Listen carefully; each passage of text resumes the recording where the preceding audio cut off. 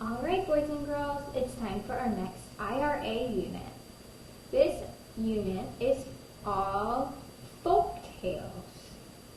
A folk tale is an old story that has been told and retold over and over again. The essential question, or the main idea, the big idea of this unit is for us to ask ourselves why traditional stories or folk tales are important to people. Why is it important for all of us to be reading these stories? Most of the time in folk tales there's a problem that must be solved. And it usually has magic or tricks or cleverness that help solve the problem. And folk tales are familiar and easy to remember and retell. That's why most of the time it's important, because it's it teaches us a lesson. And it's also a fun way to pass down stories from one generation to the next. So we are going to read this folktale called The Gingerbread Boy. It was written and illustrated by Galdone. Like I said, a folktale is a story that's told over and over. So have you heard of this story, The Gingerbread Boy? Boys and girls, this is a story that has many other stories with it. So the gingerbread boy, there's a gingerbread girl, there is the gingerbread man. So when you're passing a story down, do you think that all the stories are going to be exactly the same? No, they're going to change, but they all have the same lesson in the end. So, what do you notice on the front cover? You see the gingerbread boy? What is he doing? What does it look like he's doing? Yeah, he's running. So, like I said about folk tales, there are always often clever characters that trick others.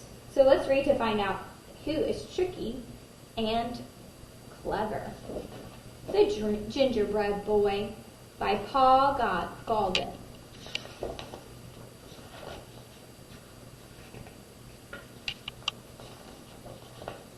Once upon a time there lived an old woman and a little old man. They had no boys or girls of their own, so they lived all by themselves in the little old house. One day, the little old woman was baking gingerbread. "I will bake a little gingerbread boy," she said.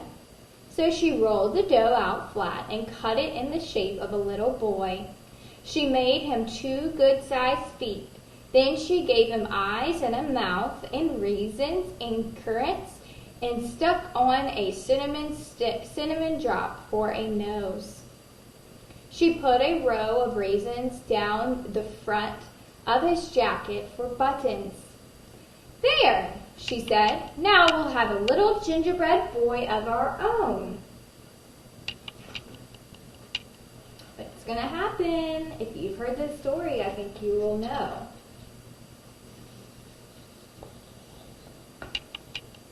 She put him in the pan, popped him into the oven, and closed the door. Then she went out for her work, sweeping and cleaning, cleaning and sweeping, and she forgot all about the little gingerbread boy. Meanwhile, he baked brown all over and got very hot. "Oh my!" said the little old woman, at last, sniffing the air. "The gingerbread boy is burning." Uh-oh.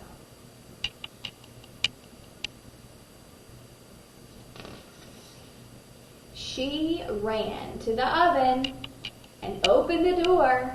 Up jumped the gingerbread boy and hopped down on the floor, ran across the kitchen, out of the door, across the garden, through the gate, and down the road as fast as his gingerbread legs could carry him.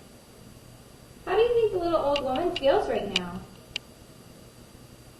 She looked sad that the gingerbread boy ran away. She wanted a little boy, huh?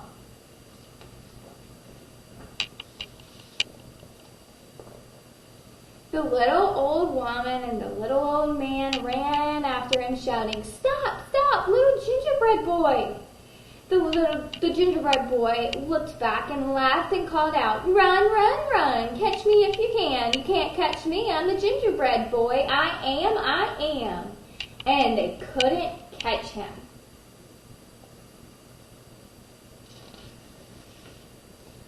So the gingerbread boy ran on and on. Soon he came to a cow. Sniffed the gal. "You smell good." "Stop, little gingerbread boy. I would like to eat you." But the little gingerbread boy laughed and said, "I've run away from a little old woman. I've run away from a little old man, and I can run away from you. I can." So the cow ran after him, but she couldn't catch him. What are you noticing about this story? What do you think is going to happen next? Each time this little gingerbread boy says he's run away, you can say it with me. Because I think that this is going to keep happening, huh? The little gingerbread boy ran on and on. Soon he came to a horse.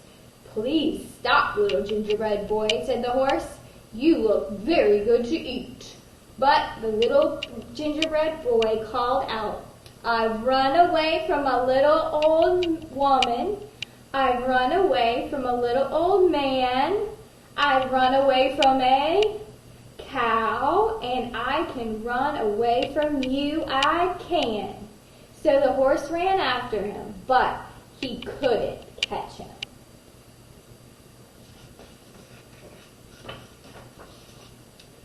By and by, the little gingerbread boy came to a barn where some men were threshing wheat. These threshers saw the little gingerbread boy and called, "Do not run so fast, little gingerbread boy. Gingerbread boys are made to eat." But the little gingerbread boy ran faster and faster and shouted, "I've run away from a little old woman. I've run away from a little old man. I've run away from a cow. I've run away from a horse. And I can run away from you. I can, I can."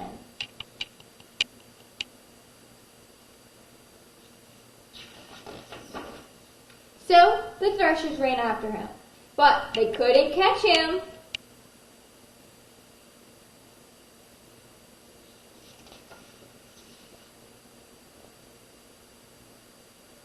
The little gingerbread boy ran faster than ever. Soon he came to a field of mowers.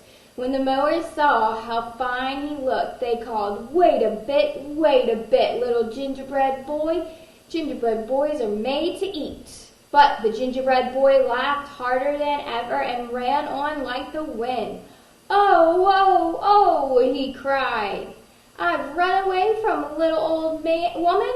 I've run away from a little old man. I've run away from a cow. I've run away from a horse. I've run away from a barn full of threshers. And I can run away from you. I can, I can."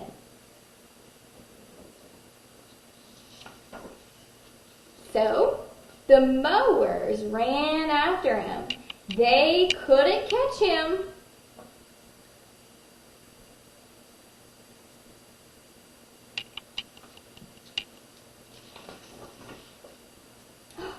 By this time, little gingerbread boy was very proud of himself. He strutted, he danced, he pranced, and he thought no one on earth could catch him. Then he saw a fox coming across the field. The fox looked at him and began to run. Uh-oh, boys and girls. Remember the story of the 3 little pigs and the wolf? What do you know about foxes? What do you think this fox wants to do? Let's see. But the little gingerbread boy ran faster still, and shouted, "Run, run, run, catch me if you can. You can't catch me. I'm the gingerbread boy. I am.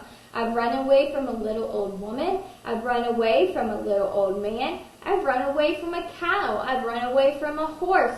I've run away from a barn full of threshers. I've run away from a field full of mowers. And I can run away from you. I can. You think he's going to be able to run away from him?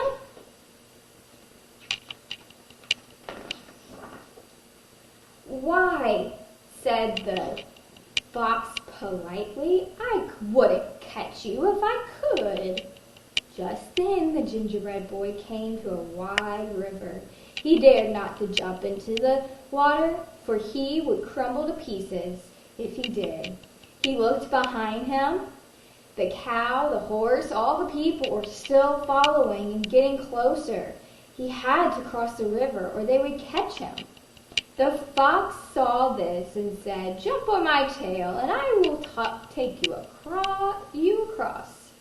So the little gingerbread boy jumped onto the fox's tail and the fox jumped into the river. When they were out in the river, the fox said, "Uh-oh. Boys and girls, what's the problem?" Remember how I said that the folktale always has a problem that has to be solved in the end. And what's the problem of the gingerbread boy right now? What do you think this fox is? He's acting very tricky right now, huh? Do you think that he's really trying to help him? Let's see. So, when they were in the river, the fox said, "Little gingerbread boy, I think you had better get on my back or you may fall off." So the little gingerbread boy jumped on the fox's back. After swimming a little farther, the fox said, "The water is deep, you may get wet where you are. Jump on my shoulder." So the gingerbread boy jumped on the fox's shoulder.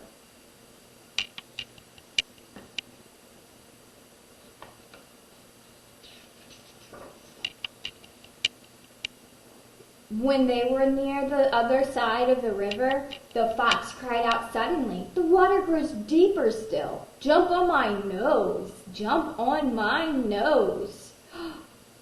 So the little gingerbread boy jumped on the fox's nose.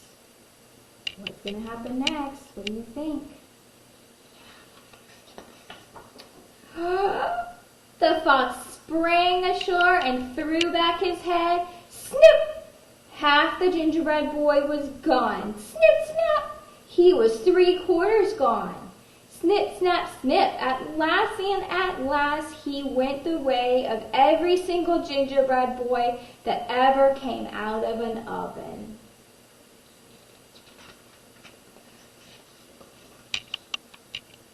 He was all gone. What did the fox do that the others did not? What words can you use to describe the fox? Remember how at the beginning of the book I said that in folktales there are clever characters that trick others. Would you say that this fox was clever and was tricky? I think so, huh? So the little old woman and the little old man and the cow and the horse and the threshers and the mowers all went home again, while the fox had a good long nap. The end. Boys and girls, that is the story of the gingerbread boy. If you have any of the gingerbread books, like a gingerbread girl or the gingerbread man, I suggest you read it and compare the stories. Another thing I would like you to do after you read this book with me is I want you to draw a picture of a gingerbread boy that you would make. And I also want you to draw a picture of the fox that would eat your gingerbread boy. And then I want you to write a word over each of these characters that describe how they were in the book. So remember the word clever or the word tricky. I want you to write that word over that character that was clever and tricky. And what do you think the other character was? Was the other character proud? Was he fast? So I want you to think of all those things. And you don't have to write a sentence, but if you wanted to, you could try writing a simple sentence like, the fox is, and you write the word, or the gingerbread is, or he is, or he can.